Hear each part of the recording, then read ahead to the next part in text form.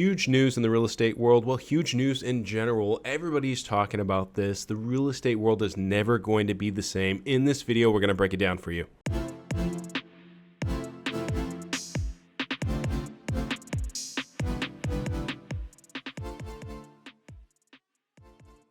The days of 6% commissions are over. No more buyer's agents. Legal settlement by the National Association of Realtors. If approved by a federal court, that deal would eliminate the industry standard 6% sales commission. Standard 6% fee we all pay a realtor is now gone. Here's how the settlement. Say sayonara to those 6% commission fees. The standard 6% realtor commission for buying or selling a home has come to an end. Agreement, the trade group will eliminate rules on commissions for agents brokering a home sale. That means the standard 5 to 6% commission could be gone by this summer. The standard 5 to 6% commission, traditionally paid by the seller, is expected to go away. Home prices are going to go down. Could also potentially lower home prices. Consumers are going to save billions in fees. I have to say, after listening to the media over the past week, there's a lot of confusion out there. I am so confused by everything I've read around this, what this means, how things are coming. I've yet to see a single person that hasn't got something probably wrong with their reporting. And if you're new to this channel, living in Oregon, we're an educational channel. And so in this video, I really want to bring some clarity to the subject because there's a lot of noise out there right now. And I honestly can't believe some of the headlines and the articles that I'm seeing on this topic. It's definitely not going to be helpful to the consumer, mostly because it's going to convolute expectations so much. One of the biggest things that I'm seeing so far, a lot of headlines saying the 6% commission is going away. Now, we are still kind of fresh off of this. This is coming from last Friday, a 108-page settlement. I don't see anything there that explicitly says this. What is happening, though, brokers are no longer going to be allowed to advertise a buyer's agent commission on the MLS. You can even see that right now on websites like Redfin or Realtor or Zillow. You can see what the buyer's agent commission is, and that's populated from the MLS. So that will be going away. So is there not going to be any more buyer's agent commission? Well, all of the people I've talked to, everybody that we've talked to that have talked to sellers that are planning to list here in the near future, I have yet to hear a seller that doesn't want to offer some sort of compensation to the buyer's agent. Now, this has long since been a complaint that the seller is paying for the buyer's agent commission. And I agree, it sounds a little bit funny to pay for the commission of the person that's going to be negotiating against you. But there are reasons for a seller wanting to do that. It will increase exposure and make your home more competitive. And if you're a seller, you're likely going to want a buyer that's going to be represented. When you have a buyer that's represented by a broker, there's going to be a much greater expectation that the buyer is going to be able to perform what they said they would in the contract and on the timeline that they said they were going to be able to. If you're a seller and you have a buyer under contract that's unrepresented, you really have no idea or expectation if that person's going to actually be able to perform, or if that person just understands how the process works. And miscommunication is usually one of the more common ways that both parties end up in some sort of dispute. So there is nothing that is prohibiting sellers from offering a buyer's agent commission. They just can't advertise it on the MLS. And so from what we're seeing so far, don't see sellers, like I said, we don't see sellers that plan not to offer a buyer's agent commission. I'm sure there are going to be some out there. There are some right now as it stands. It's called a FSBO, for sale by owner. Oftentimes FSBOs do not offer a commission and are looking to have a transaction with both sides that are unrepresented to save some money. So it's already kind of out there right now. Might see it a little bit more, but what I'm expecting, what I'm hearing from other people, it's not going to be like what you see in the headlines or what you're reading in the media right now. And by the way, 6% commission, very, very uncommon. I've only ever made 3% commission on one transaction. It was a small piece of land. Presumably the other side of it was 3%, totaling 6%. But other than that, in Oregon, us agents are typically getting 2 to 2.5%, sometimes less. I do have a new build under contract right now that's 1%. So it is always kind of funny to hear. I mean, these headlines are a little bit clickbait with the whole 6% thing. But it may end up benefiting agents because all these people that have been reading these headlines, when they go to talk to an agent and they hear 5% or maybe even less, now they think they're getting a discount, but in actuality, they're just getting what's always been. And the other big one is home prices. I've seen a lot of experts, economists, people that claim to be experts predicting that home prices will go down because of the elimination of these fees. These experts are saying consumers will now save billions of dollars by not having to pay real estate commissions, and that elimination of the fees will lower home prices. Of all the absurd clickbait headlines I've seen, of all the ones that are probably most unreasonable, it's got to be that home prices are going to go down. Just think about it. If you own a home, are you now going to sell your home for less money because possibly there's a fee that's going to be eliminated from this transaction? No, of course not. And I've seen some people trying to run the math on this where they're showing the seller saving a little bit of money and the buyer saving a little bit of money. And that savings, gets passed along to the overall price of the home. It's just not going to happen. Home sellers are not going to sell their home for any less than they possibly can. Prices of homes are going to be determined the same way everything else is determined, of course, with supply and demand. Now, again, this is very early on, and there's a lot of speculation. And technically, this is not finalized, although both sides have agreed there's the expectation that this will be finalized. So like I said, there's a lot of noise out there right now. If there's one thing I know for sure, there's nobody out there that really knows exactly how this is going to shake out. But if there is one thing I am confident of, it is that home prices will not go down, at least as a direct result of fees being eliminated from the transaction. There could be some second order effects that causes demand to go down, which would then potentially cause home prices to go down. But just eliminating some fee from the transaction is not going to cause the seller to sell their house for any less than they think that they can possibly get for it. So what prompted all of this? The short of the long is that this is from a class action lawsuit from two states, Illinois and Missouri, that claims that local realtor associations, of which in order for us to be a part of the MLS, the multiple listing service, we must be a part of those local associations. And in order to be a part of a local association, must be a part of the National Association, National Association of Realtors, otherwise known as NAR. And the claim is that all of these organizations, these associations, colluded together to fix prices for real estate commissions. And we're basically saying that brokers were telling sellers that they had to offer a buyer's agent commission. So a big purpose of this lawsuit is to decouple those things, the seller's agent commission and the buyer's agent commission, and decouple the seller from having to pay the buyer's agent commission. And the claim was also that that people were made to feel like they had no choice. They had to do a buyer's agent commission and a seller's commission, and it was a certain price, 6%. So the consumer just felt like it was non-negotiable. Of course, some of you probably know, technically it's not true. It's always been negotiable. Before I became licensed as a real estate broker, when I sold my house, I did negotiate the commission with the listing agent. And of course, like I said, you have FSBOs, you have people that are currently selling their home with no commission, or maybe just commission on one side. So if you're just following along with the lawsuit itself and the settlement, and again, some of these headlines, it maybe is a little bit misleading. It's always been negotiable. It is still negotiable now. And you don't have to wait until July too. A lot of these changes are going to take effect in July. And so I've heard some people claim that you need to wait until July to negotiate on some of these things. Not true. You can negotiate on these things right now. You can negotiate on these things last week. If someone's looking to put their home on the market very soon, should they wait, not knowing where this is going to go exactly and how this is going to check out? Maybe, because a lot of the unfair market forces still exist. So what's going to come out of this is, I think, greater transparency. You know, if there's one thing that I could say as far as the consumer goes, there could be a greater level of education. Because yes, there are some people out there that I guess just don't know that they can ask for a lower commission, that they can negotiate the commission with a listing agent. So, it would certainly be good for the consumer if everybody is aware of this.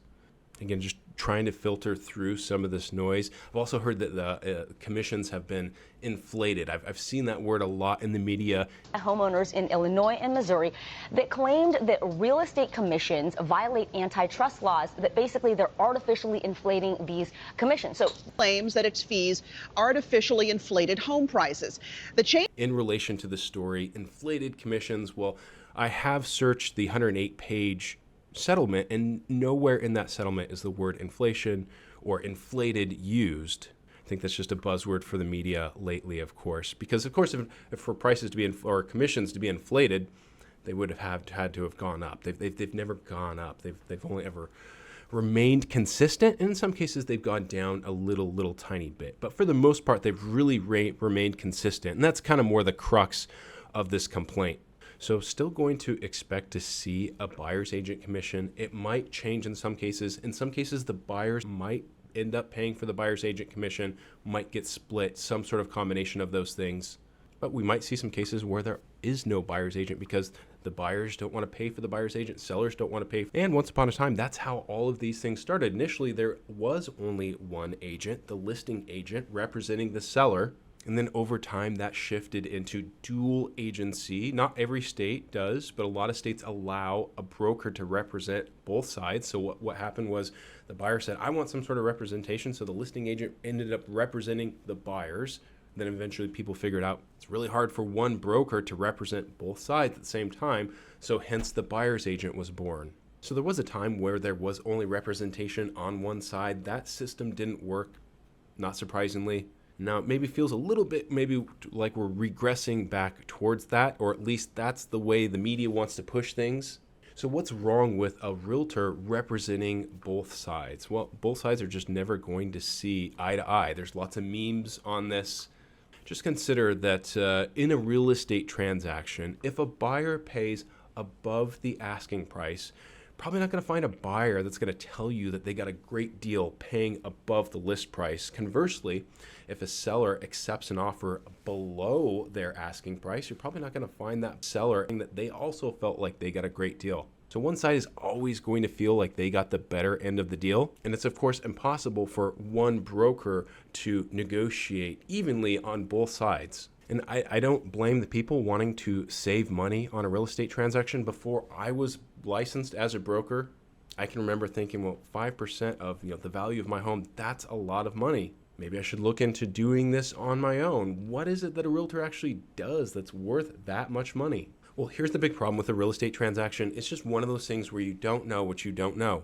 And I can tell you all of the things that a broker can do to add value to a transaction. But even more so, hiring an experienced broker is not just for all the problems you might anticipate, but all of the problems that you couldn't possibly have ever expected. Yes, I've had some horror stories in the past representing buyers where a seller didn't do what they were supposed to. What are you going to do when a seller doesn't vacate on time or takes a fixture they're not supposed to, or makes some sort of ridiculous request before closing, isn't honest about the marketability of their home? And that's just after you get under contract. I find that most people, even people that have bought in multiple homes before and gone through the process, it's hard to recall all the details of the transaction, So how do you know how much to offer? How do you know how much the house is actually worth? How do you know if you're going to be competitive? How do you know what the typical concessions are, especially during the diligence period post-inspection? I can go on and on. There's a lot of things that buyers do that are really hard to quantify. I can also name some things that I could actually quantify. I've got my buyers under contract for lower prices than they wanted to or suggested paying for a house. I've negotiated stronger inspection concessions than my buyers were going to accept. There are a lot of situations where my commission was actually made up for me saving buyers thousands of dollars either off the purchase price or post-inspection. And I'm proud of that, of course. I negotiate deals as if I'm the buyer, as any fiduciary should. So when I see headlines suggesting that people are now going to save money without an agent, I mean, I get it. On its face, it makes sense, but that's just not how it's going to play out. And look, I'm not a magician. I can't make magic happen every time. Each transaction is unique, and there probably are some circumstances where a buyer might be able to get a better deal without using an agent. Exactly what those circumstances are, it's hard to say, but I've seen a lot of advice like this, what I'm showing to you right now. I'm not kind of sure who wrote this, but I'll just say that this person is in the commercial real estate space, someone that I really respect. And it's important to note that they're in the commercial real estate space because they're probably more adept at understanding the required legal documents for a residential real estate transaction. So some of this makes sense, but this advice, I think, is going to backfire for a lot of people. So what is that advice? How to buy a house in a hot market, this person says. Fire your buyer's agent or don't get one. You're at a disadvantage in a multi-offer scenario because your broker's making $10,000 that could go to the seller's agent and the seller. I always work directly with the seller's agent, he says. Normally, it is 3% of the purchase price to the seller's agent and 3% to the buyer's agent. On a $500K house, your agent is doing virtually nothing to bring value to the deal because he or she is making $15,000. Make an offer with 2% credit to the seller and 1% more commission for the seller's agent, he suggests. Seller makes 10% more over an identical offer. You're never going to know what the other offers are, but okay, we'll set that aside for a moment. Save money from offering less to get the same amount of money in the seller's pocket. And then bold right here. And most importantly, the seller's agent is highly motivated to get the seller to take your offer because they make an extra $5,000.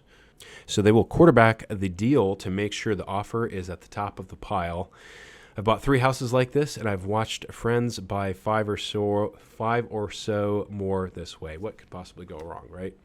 So to be totally fair to this strategy, I do believe that the right person could potentially make this strategy work, but there is one big problem with this logic. I'm wondering if you can spot it. I'll give you a hint. It's in bold. It's the place that says, get the seller to take your offer. In the real estate world, that's called steering, and it is against the rules, but even more so being against the rules, something that you have to remember is you're hoping that the listing agent is essentially going to do something unethical, and then you're going to have that same person represent you in this transaction as if nothing could potentially go wrong. When I talk to people that have told me they've gotten screwed over in a real estate deal in the past, whenever I inquire about the details, more often than not, what they'll say to me is, well, I used the listing agent to represent me, and there was something that they didn't tell me or something that they misled me on. I didn't find out until sometime later. And again, this goes back to the whole entire history as to why we have agents representing both sides. So you're going to see a lot of advice out there like this, and I really want to caution against it. There's just so many things that can go wrong, and so many things that if you don't do your due diligence in a real estate transaction, can easily end up costing you more money than it would be to hire a professional and make sure everything is right. Because think about it, do you expect a listing agent who likely has a very strong relationship with that seller, likely was curated for a long period of time, likely had to win over that seller with multiple interviews and competition from multiple other listing agents? Do you really expect that that person is going to have your best interest in mind representing you as a buyer? No, of course not. And as a seller, do you really want your listing agent representing the other side? I know I certainly wouldn't. So this is some of the friction that we do expect to see, especially for all the people, jumping at the headlines, because the biggest thing right now in real estate is that homes are unaffordable. So people are going to do everything that they can to save a buck. And if history is any guide, a lot of these people are going to end up not saving money, and it's going to cost them more money in the long run. Now, my own bias hasn't escaped me. I'm sure you're watching probably thinking, of course he's advocating for dual representation, because that's what he does for a living. That's how he gets paid. But the reality is I love helping people. I love real estate, but brokers are middlemen, which suggests inefficiencies.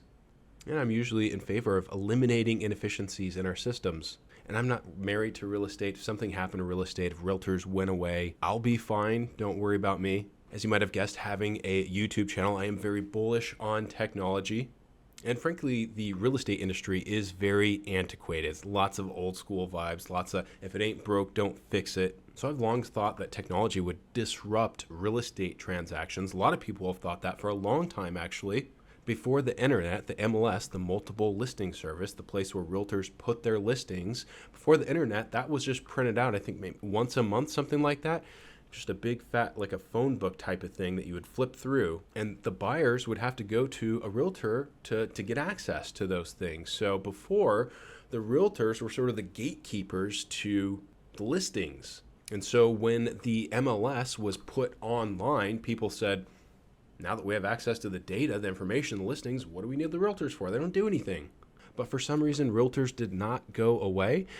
And then the MLS being on the internet prompted the creation of websites like Realtor.com, Redfin, Zillow, because those websites are just simply populating the data from the MLS into their own interface. So again, around the advent of the Zillows of the world, people said, Zillow, they're even buying up homes. What do we need realtors for? But yet realtors still persisted. And of course, we have discount brokerages like Redfin that advertises that they'll list your home for 1%. Now, there's always been discount brokerages that will offer you a lower percentage with a commensurate service. So you're going to get a lower service. And there's been flat fee services too. There's some brokers that'll just, you can pay them $500 and they'll throw up your information on the MLS and everything else is up to you. So we've heard the suggestions of disruption quite a few times in the past, but it still hasn't happened. So why is that? Well, real estate is a very personal, very local business. People want to work with another person, not a bot, not an AI, somebody that they know and trust. And they want boots on the ground, someone that's going to be reliable, somebody that's going to be there for them at all times. When I am working a deal, I don't have set hours like some of these other discount brokerages. I work 24/7. I'll work as long as it takes. I've worked deals to midnight lots of times before. If you haven't gone through real estate transactions before, there are a lot of things that are time sensitive. And you need somebody that's basically going to be on call for you. So that's what people have wanted. There are alternative services out there, but they just haven't caught on. So for that reason, when all these changes take place, again, it's going to be mid-July, maybe July 1st at the earliest. I really don't expect much to change. And that there are a lot of other real estate professionals out there right now that are predicting that something's going to change. Don't know what, though. There's going to be some new service that pops up out of this. And, that's usually how technology works, right? Of course, something is going to come as a result of this. But what that is definitely not obvious. Nobody's really been able to articulate what that new service might look like. If you have an idea how to disrupt brokerages, sure, get in touch with me. I'm always open to new ventures. But I am skeptical for the reasons that I've mentioned. So I do not anticipate much changing. If you have questions about this, if you have questions about buying or selling a home in Oregon or Washington, I invite you to get in touch. You can call me, text me, email me. You can hit that QR code if you're watching from TV. That'll take you to our website. You can find a Zoom link in the description of this video if you want to schedule a Zoom and meet with us that way. And if you want to stay updated with what it's like to live in Oregon, what's happening in Oregon, this is the best channel, Living in Oregon. Make sure and hit the subscribe button. We've got over 100 videos on our channel. We release a new video every single week. Again, designed to be educational, to really give people a feel for what it's like to live in Oregon. So I hope this video, this long-winded video, has brought a little bit more clarity for you with all the noise out there in the headlines and what to expect this coming summer. Give me a thumbs up if it helped you. It lets me know I'm doing a good job. And feel free to reply in the comments. Let us know. What are you hearing? What are you seeing? What do you think is going to happen with this most recent NAR settlement? Until next time, take care, everyone.